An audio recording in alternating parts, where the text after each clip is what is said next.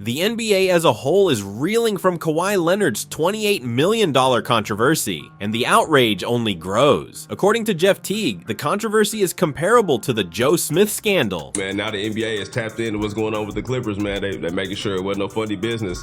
Last time the deal on the table got done, man, your guy, Joe Smith. To Ballmer, who denied any participation. I had no control. Heck, it was a fraudulent company. It's possible nobody had any control. We are dismantling them all. First, we are dissecting each and every response. First up, Jeff Teague. When someone who truly understands what it is like to be in that Clippers locker room delivered the first bomb, Jeff Teague had some things to say. When news of Pablo Torres' shocking probe broke on September 3rd, 2025, the former NBA point guard who had played for the Clippers during the 2020-21 season did not hold back. Teague's comments were very damaging, and he got on his Club 520 podcast more quickly than Kawhi sits out games. So basically, they said that, you know what I'm saying, Kawhi got some money off the books, you know what I'm saying, to pull up to LA. They put the paperwork in all his companies on. Now, here's where it gets juicy. Teague was not merely scattering charges like confetti at a procession for a championship. Since he was actually present while all of this chaos was allegedly occurring, this man got the inside scoop. He drew attention to the charges that Leonard collected $28 million through his KL2 Aspire LLC for doing nothing more than remaining a Clippers player. And I mean nothing when I say nothing. No social media posts, no tree planting events, no promotions, nothing. In Toronto, they was like, we'll give you the world. You can have everything here. Ballmer just did it far away. Teague's method of dissecting it was invaluable. He also linked what he called load managing endorsements to Leonard's infamous load management practices. You could almost hear the microphone drop through your speakers as the man spoke with such intensity. Teague underlined that the integrity of the entire salary cap system, which maintains the league's competitiveness, was at stake, not just the money. There is more though. Teague went beyond simply denouncing the purported plot. He went all forensic accountant on us, explaining how, only months before Leonard's agreement came to be, Ballmer invested $50 million in aspiration. According to Teague, the timing was more dubious than a player reporting their daily activities for 3 months in a row. He likened the possible sanctions to the notorious Joe Smith case from 2000, in which the Wolves were severely fined and forfeited draft picks for years. Man, now the NBA is tapped into what's going on with the Clippers, man. They're making sure it wasn't no funny business. Last time the deal on the table got done, man, your guy, Joe Smith. Teague's personal connection to the circumstance added even greater persuasiveness to his analysis. This man actually worked with the Clippers, witnessed Ballmer's methods, and was familiar with Leonard's culture. You can be sure that people will pay attention when he says anything does not seem right. Wait till you hear about the eerie silence from Patrick Beverley, another important player who is the only one who truly understands Leonard's secrets. If you thought that one former teammate's furious reaction was enough to blow the basketball world up in flames, sometimes you can learn just as much from someone's silence as from their words. Furthermore, Patrick Beverley's utter quiet regarding the Leonard accusations has been deafening. This man, who spent 3 seasons playing with Kawhi, stood up for him in numerous load management disputes and has never been afraid to voice his thoughts on any basketball-related topic. However, Beverley went utterly radio silent in the most suspicious way conceivable when this $28 million bombshell was released. A rediscovered footage from Beverley's podcast in which he released a text message from Leonard that said was the only item even vaguely connected to this controversy. The league stinks right now. Views are low. I agree. They are waiting on the claw. I say, tell my boy Jerm, I say, lock the. He said, I'm on the way. Silent assassin. That's my dog. I hope he takes his time coming back. The timing of this clip's reemergence during this controversy was ideal because it precisely represented Leonard's mindset of doing things his own way. This clip was originally from November 2024, long before any fraud allegations appeared. He appears on the same podcast. I talked to Kawhi on the phone yesterday. He's healing up like a machine. Claw. That's my phone. Claw. He insisted that Kawhi made the Clippers a formidable squad in other places. Views are low. They missing Kawhi. I love it. And then I hit him with, hey man, you know I'm the isolation king over here. Yeah, that's what's up. I was the isolation king in the best league in the world for 3 years in a row. Ha ha ha ha. Yeah, shout out to K, man. Godspeed. And he texts, the way he laughs, he texts it that way. Like A-H-A-H-A-A-A. K-A-H-A. Nevertheless, Beverley's has remained quiet in the wake of the accusations. It is evident from his silence that he has continuously stood up for Leonard in every dispute. He has previously referred to Leonard as exceptional and a machine, and he has never hesitated to defend Leonard from detractors who have questioned his dedication or work ethic. His total avoidance of this subject implies that he either knows something that he is not allowed to discuss, or that he is being counseled to keep quiet for legal reasons. When Beverley liked a tweet that criticized the Clippers' denial of the accusations, it was the only small fracture in his wall of silence. Given that Ballmer had contributed $50 million to the business, the tweet questioned how the team could assert they had no control over Leonard's contract.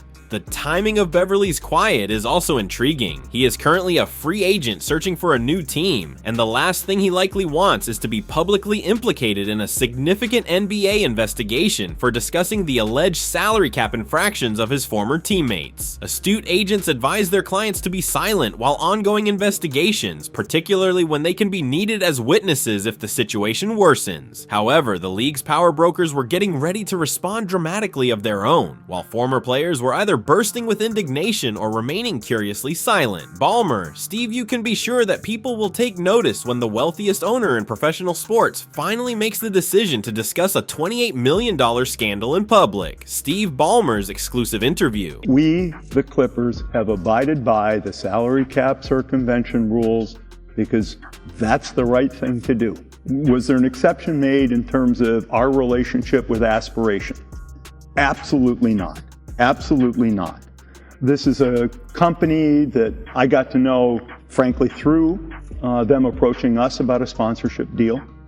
My family and I were super keen to do work to stem climate change. We think that's an important thing. I had no control over this company. That is important, actually, under the salary cap rules. I owned less than 3% of the company.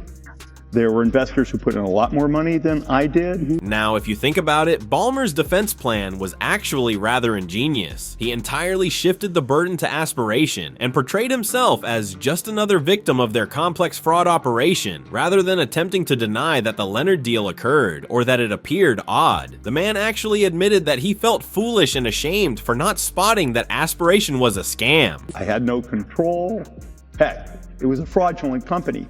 It's possible nobody had any control. This is where Ballmer's story becomes very intriguing, though. He offered a thorough chronology of events, which he says demonstrates that his investment and Leonard's agreement were not coordinated. He noted that in August 2021, Leonard signed an extension. Leonard did not even meet with Aspiration until November 2021, despite the Clippers' sponsorship agreement with Aspiration being publicized in September 2021. The agreement was ultimately completed in April 2022. Ballmer's acknowledgement that the Clippers had genuinely contemplated naming their new arena after Aspiration, but finally decided on Intuit strengthened his case. The fact that he honestly thought Aspiration was a legitimate organization is actually supported by this detail. After all, why would you name your billion-dollar stadium after a bogus corporation? Ballmer's emotional reaction to the accusations, however, was the most telling aspect of his interview. He looked sincerely offended that his investment choices were being presented as a part of some complex scheme, and he expressed his rage and sorrow for his staff and supporters who were being pulled through this mess. In addition to losing $50 million to people he now knows were scammers, the man's morality is also being questioned. Depending on your point of view, he was either extremely dumb or extremely cunning because he consistently claimed that he was unable to predict why Aspiration had arranged Leonard's arrangement the way they did. They conned me. I made an investment in these guys thinking it was on the up and up, and they conned me. At this stage, I have no ability to predict why they might have done anything they did. Card was surprisingly effective as Ballmer played the victim. Nobody anticipated the entirely different approach that another NBA owner was going to take to this scandal, Cuban Mark. This is where the intriguing part began, because people pay attention when Mark Cuban talks about NBA drama, and boy did he have some ideas. The millionaire businessman and owner of the Dallas Mavericks did not make a casual remark about this circumstance. He became quite investigative and even got into a 3-hour argument with Pablo Torre. Cuban's perspective, however, was intriguing since he adopted an entirely different different tack than everyone else, who was either disparaging Kawhi or attacking Ballmer. Cuban immediately threw his support to Team Ballmer, but not in the manner you might anticipate. Cuban essentially stated in his lengthy September 3rd Twitter thread that he does not think Ballmer is foolish enough to truly break the salary ceiling, even though he wishes the Clippers had done so because it would have benefited his Mavericks. Steve is not that stupid to risk everything on a plan that could go so wrong, the man said in a tweet. However, this is when Cuban's defense became quite astute. He completely changed the plot, making Aspiration the antagonist rather than the Clippers. Cuban noted that Ballmer was more of a victim than a conspirator because Aspiration's co-founder Joe Sandberg had previously entered a guilty plea to $248 million in wire fraud. He contended that why would Ballmer let the business to fail and reveal everything to the world if he was truly attempting to transfer money to Leonard? Then, when Cuban appeared on Pablo Torres' subsequent podcast episode, he dropped a complete bombshell. According to the man, Aspiration actually made an attempt to offer him a partnership in 2020, but he turned it down. Cuban really said that by staying out of what he now knows to be a bogus organization, he had avoided a bullet. This revelation came at the ideal moment since it demonstrated that Aspiration was reaching out to a wide range of affluent NBA owners. The fact that Cuban was not merely mindlessly endorsing another billionaire was what made his case so successful. He was supporting his argument with facts and reasoning. It would be quite silly if you are attempting to hide a conspiracy, he said, pointing out that the bankruptcy filing made all of Aspiration's creditors public to the world, including KL2's $7 million debt. Cuban basically said that a complex strategy to bypass the salary cap could not have been executed by crooks this careless. Cuban was not quite absolving everyone though. He did admit that the Clippers' whole leadership would be fired if the accusations were validated, and the punishment would be much harsher than it was for Joe Smith. The league's insider reporters were about to reveal some significant information about what was actually going on behind closed doors in NBA front offices, while Cuban was acting as his fellow owner's defense lawyer. According to Brian Windhorst, you know you are going to get some serious insider information when Brian Windhorst begins discussing what goes on behind closed doors in NBA front offices. In addition to reporting on Kawhi Leonard's predicament, the ESPN veteran and presenter of Hoop Collective provided us with insight into how the league as a whole was responding to what may have been the largest salary cap controversy in NBA history. And believe me when I say that what he disclosed was completely insane. The fact that players all around the league were mute in public but shocked in private about the accusations, according to Windhorst, says it everything about how seriously people are treating this matter. These are not merely unfounded allegations, they are so serious that current players are reluctant to make any public remarks for fear of obstructing the inquiry or possibly incurring penalties from the league. Windhorst's insider knowledge, however, really came into play here. He discussed how this scandal's timing actually benefits the league. Before training camps start, there is time for a comprehensive inquiry because it broke over the offseason. The Clippers' preparation for the 2025-26 season might be totally derailed if this goes on for too long, he added, which would be disastrous for a club looking to make the most of their championship window. Windhorst's pessimism regarding the circumvention claims themselves was what made his analysis so persuasive. He acknowledged that the sale was out of the ordinary, but he questioned whether it was the product of Aspiration's larger fraud operation or if it was actually a deliberate plot. He made the point that it would be quite foolish to let the company go bankrupt and reveal everything if this was truly a deliberate attempt to get around the salary cap. Additionally, Windhorst gave important background information regarding the league's inquiry procedure. He described how the NBA promptly engaged one of the nation's most prominent law firms, Wachtell, Lipton, Rosen, and Katz, to carry out their inquiry. This is not a casual question. The legal equivalent of dispatching a SWAT team to deal with the problem is this. Most significantly, Windhorst stressed that although the accusations are grave, the league's top priority is preserving the integrity of the salary cap system. The competitive balance that underpins the NBA's success would be seriously threatened if clubs began to think they could get around the cap by signing endorsement arrangements with third parties. Everyone at the league office is aware that the stakes are quite high. However, the basketball media's analytical brains were getting ready to dissect this trade with surgical precision, while Windhorst was exposing the league insiders behind the scenes concern. Zachary Lowe co-authored a thorough ESPN piece with Tim Bontemps that examined every facet of this purported plot. However, he truly unleashed his thoughts during his interview on the Low Post podcast. Because of its enormity and total absence of deliverables, Lowe said the deal's structure had terrible optics. Lowe's analysis became ruthless ruthless at this point. He made an aspirational comparison between real celebrity endorsements and Leonard's purported $28 million agreement. He emphasized that while Leonardo DiCaprio had no public activations, celebrities like Drake and DiCaprio were actively supporting the business by attending events and posting on social media. Lowe essentially stated that it was not an endorsement at all because of how drastically the disparity was. It was marketing cloaked in evasion. The way Lowe linked the time of everything was what made his interpretation so convincing. Even though Ballmer only had a minority ownership, Lowe described Ballmer's $50 million investment, which occurred just 3 months before Leonard signed his contract, as odd. He underlined that, particularly considering the peculiarities of the contract provisions, the Clippers had the responsibility of proving that these payments were justified. Lowe's analysis went beyond the deal itself. Making comparisons to the Joe Smith case from 2000, he went into full penalty prediction mode. If found guilty, he conjectured, the Clippers may be hit with fines of between $4.5 and $10 million, forfeit their lottery pick, and possibly even have Leonard's $153 million contract extension revoked. The league takes salary cap infractions very seriously, as evidenced by the utterly astounding range of possible penalties that Lowe described. Most significantly though, Lowe remained true to his journalistic standards throughout the analysis. Even while he referred to the optics as damning, he always stressed the importance of waiting for the inquiry to be finished before making any final judgments. This calm approach from one of the most reputable basketball commentators carried a lot of weight and prepared the ground for Kirk Goldsberry, another outstanding analyst, to delve even further into the evidence underlying this scandal. Kirk Goldsberry is the person to call if you want someone to analyze the data and reveal the statistical impossibilities of a situation. After seeing the Leonard aspiration deal, the former San Antonio Spurs executive turned analyst essentially became a forensic accountant with a background in basketball. He handled this subject from a data-driven viewpoint that made it clear how strange this whole situation was, which is why his participation on the Ringer NBA show was so upsetting. Goldsberry relied on more than just conjecture. In fact, he charted Leonard's social media activity when he was purportedly receiving millions of dollars to spread aspiration. The outcomes were precisely what one might anticipate from the silent killer. Nothing at all. No posts on Instagram or Twitter, no references to environmental projects or planting trees. It seemed as though Leonard was receiving $28 million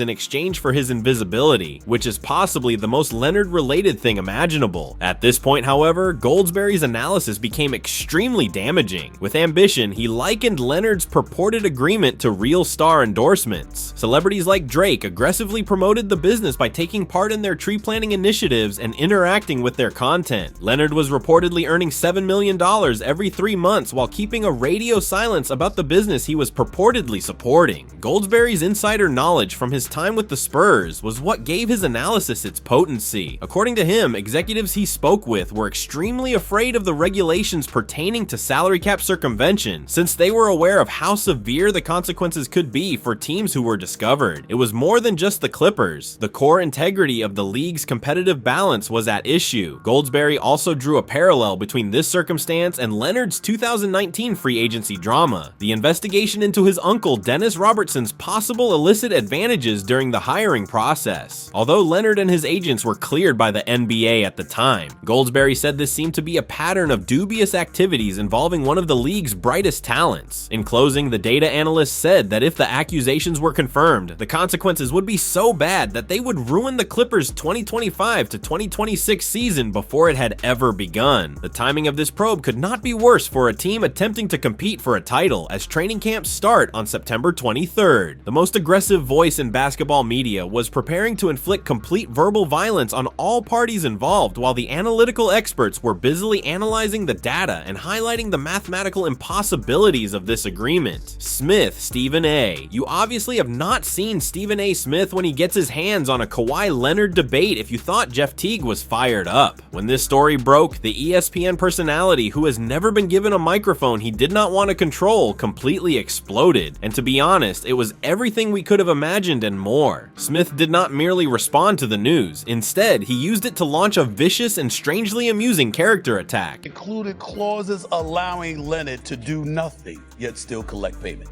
That's the Kawhi Leonard I know. Doing nothing, and getting paid for it. Now, Stephen A. has been pursuing Kawhi for years due to the load management issue, but this controversy provided him with ammunition of the highest caliber, calling Leonard a walking absentee on the ballot and pointing out that this no-show arrangement precisely matches Leonard's history of getting paid maximum bucks for least effort. The man came out swinging on the first tape. This is a man that did New Balance commercials, and the kids spoke, Molly. The kids. He didn't say a word. I've seen them go up to him and need him to sign autographs and fraternize with the public when he was sitting behind on the bench collecting about $40+ million, and he wouldn't do it. So he has spent years doing absolutely, positively nothing. The way Stephen A.S. made all the connections was what made his view so devastating. He was not merely discussing this particular transaction, rather he was portraying Leonard as a skilled dueler.